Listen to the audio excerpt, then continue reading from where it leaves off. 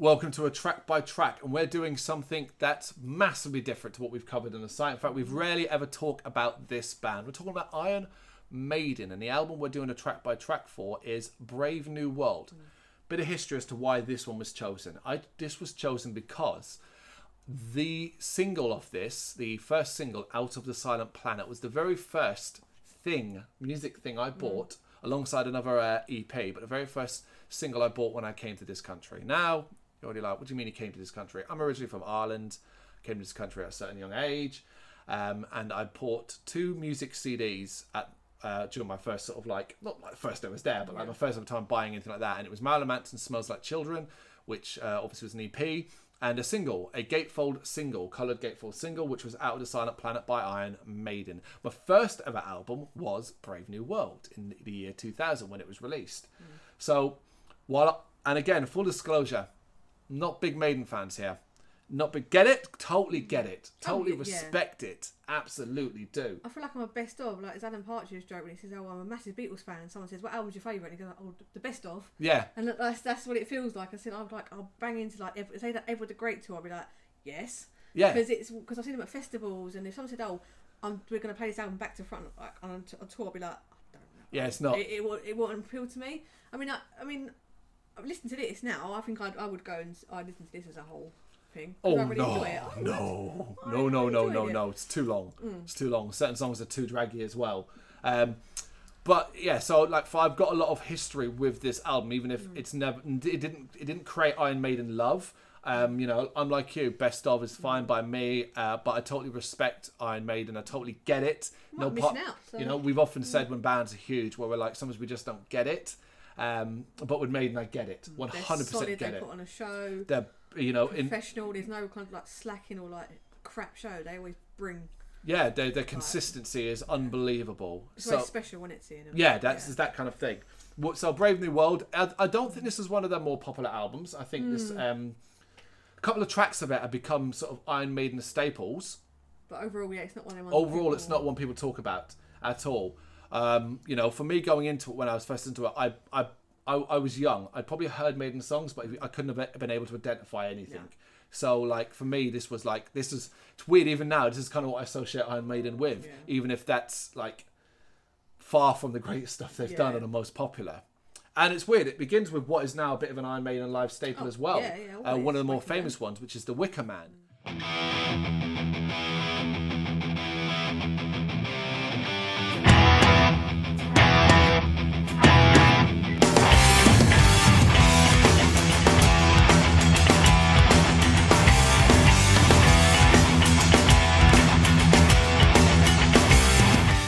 One of the shortest tracks on the album. There's only 2 that are around the 4-minute mark, and this is one of them. It's The Wicker Man, and it's so Maiden. It's so very straightforward. I'll imagine if you were going into this as a Maiden fan, this was just perfect for you. Yeah, you know, straight in, short, sweet, guitar solos, straightforward. You know, it's fast. Especially I don't know the gap between this album and the last one. Like how long fans are waiting for this new album. Yeah, that's true. Because if you wait for ages, you'd be like, oh, yes. I don't know.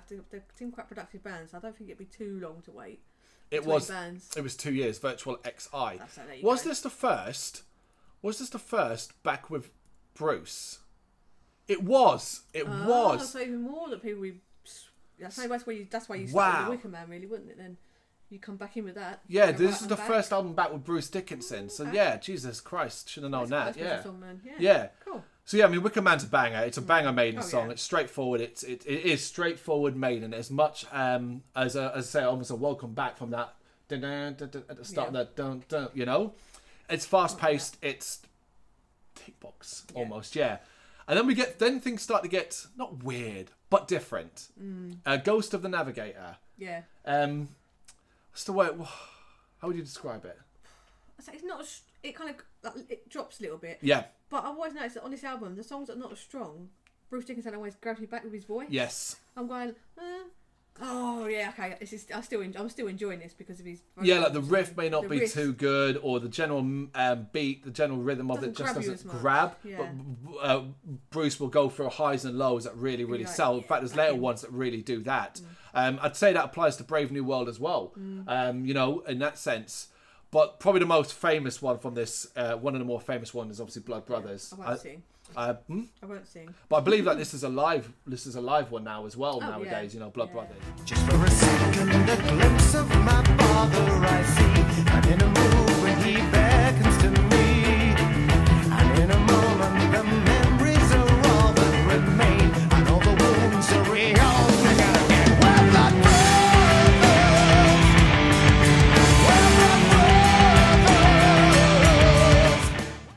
It's one of the more iconic Maiden from this era, the second era, almost, so to speak. You know that.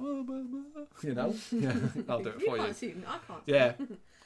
Yeah, and then we get another short, sharp one with Dream of Mirrors. It's the, no, I've jumped one. Sorry, The Mercenary. Yeah. The Mercenary, I'm talking about. Mercenary is the other one that's around the 4-minute mark, 4:42. Again, very Maiden. Yeah. Yeah. That's the thing, isn't it? So, like, it kind of peppered with ones that really stand out to the ones that don't. To ones where I guess they're almost being a little bit more, dare I say, imaginative. A bit more trying new things out, because that's what they do with Dream of Mirrors, you know. Long. Yeah, long. Like, there's a couple on this that are 9 minutes plus, you know, and that's one of them. Yeah. The Fallen Angel is the other one that's 4 minutes long. I said it was 2. There was 3. So it's good. It kind of balances it out. It's like long album, long song, short song, then a longer one, just to kind of like keep you going with it. Because obviously, all long in a row, you're like, okay. Yeah. And it's interesting as well as like that you get the short Mercenary, you get Dream of Mirrors really long, the Fallen Angel short, and then you get the Nomad that's really long. So it's literally spot in between them. So it's almost like they've chucked these ones in there to keep the core happy. This is a straightforward Maiden, nothing spectacular, but nothing disappointing either. You know. And the Nomad, like, it's the first time I listened to the album all the way through. Like I said, I'm a best of person. But that really stood out to me. And I was like, right, because obviously like, my mind got a little mental note of that. I was like, oh, Nomad had this like bit in it that was all like Moroccan, like Egyptian kind of sounding, Middle Eastern sounding. Yeah.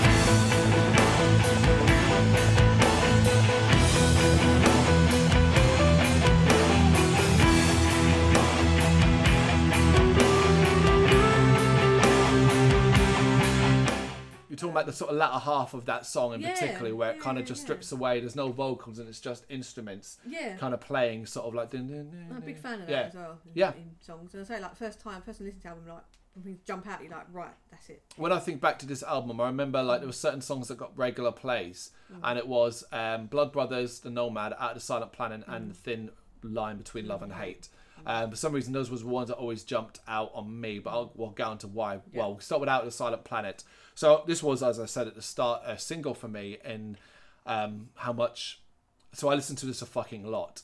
And it's weird. Now I know Maiden more. To me, this is a weird song. Because it's so catchy and straightforward. And the out of the chorus, you know? And, you know, I like that... The drop that comes at the end where it does it again but then slows down to and then sort of does a big guitar solo. And Bruce really shows his range in this as well, you know, that really it's fast as well. It's a fast song, which now we've learned as well that it's his first album back. It makes it kind of like I'm throwing full guns blazing on this one. You are guilty. The punishment is death for all the blame.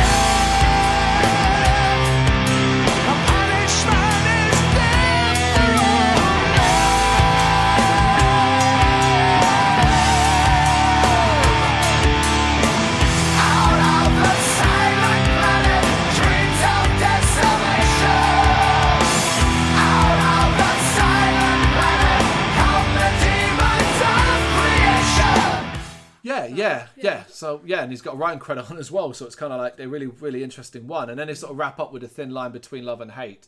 And while weirdly enough, what I remember from this song is the certain vocal parts. And it's it's a Dickinson thing again. I think you would agree on this song, and overall what stands out on this album is Bruce Dickinson more than anything else. What we remember are, we can remember elements and parts of tracks and moments in here where the guitar solo might have been good, such as in A Wicker Man, the sort of nice melody of Blood Brothers, to the sort of more pacey style of Out on a Silent Planet.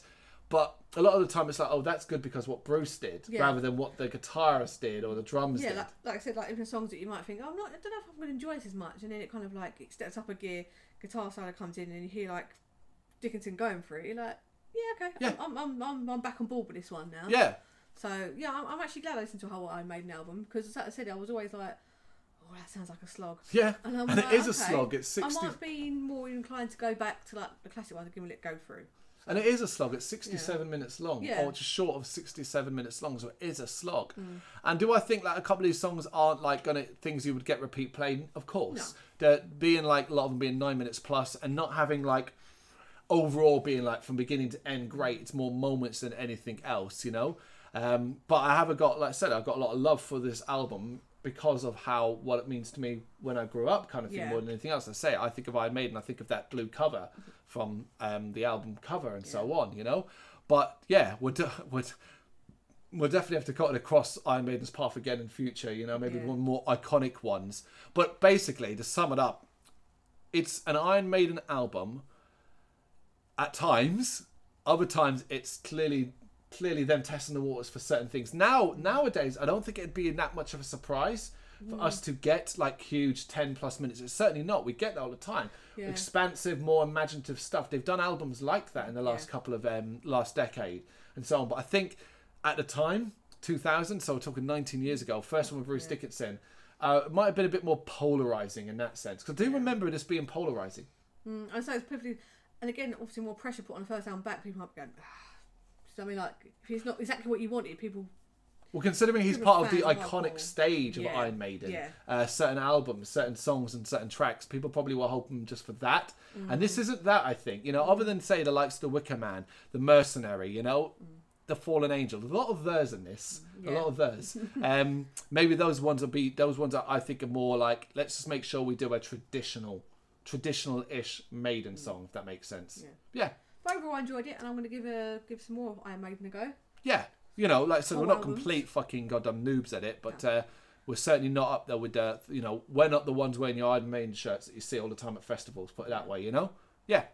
That's our track by track. Thank you for watching. Check out the site, gbhbl.com, all the social media. Check all of that out as well. Hit that like and subscribe button. Thank you for watching.